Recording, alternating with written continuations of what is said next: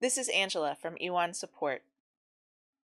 In this video, we will add a Cozy 131 Ethernet device to our Talk2M Free Plus account using the Talk2M Easy Setup feature and a USB drive. The Talk2M Easy Setup feature lets you use eCatcher to save the necessary configuration settings for your E1 Cozy or Flexi to a USB drive or SD card. With this USB drive or SD card, a local user can configure the E1 device without connecting their PC. Launch eCatcher and log into your Talk2M account as a user with administrator rights. Click the Add button to add a new E1 to the account. Give the E1 a name and optionally a description. Click Next. If you are using custom fields, enter them on this screen. Click Create.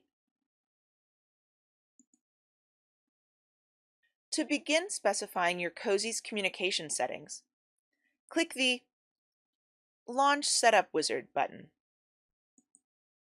We begin by setting the Internet or WAN settings for the Cozy.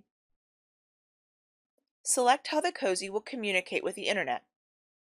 In this example, we'll use Ethernet. Next, select how the Cozy will obtain its WAN IP address. DHCP is the default. However, if your network administrator requires a static IP address, select Set Manually and enter the information provided by your network administrator. If your network uses a proxy server, expand the Advanced Parameters menu and enter your proxy server settings. Click Next. Now, we can specify the machine or LAN side settings for the Cozy. Enter the Cozy's LAN IP address and subnet mask.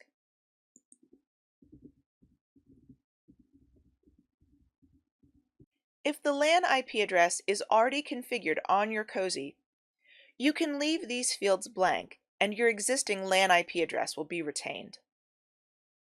Selecting a good LAN IP address is important for a successful remote connection. Information about selecting a good LAN IP address is available on our support site. Click Next.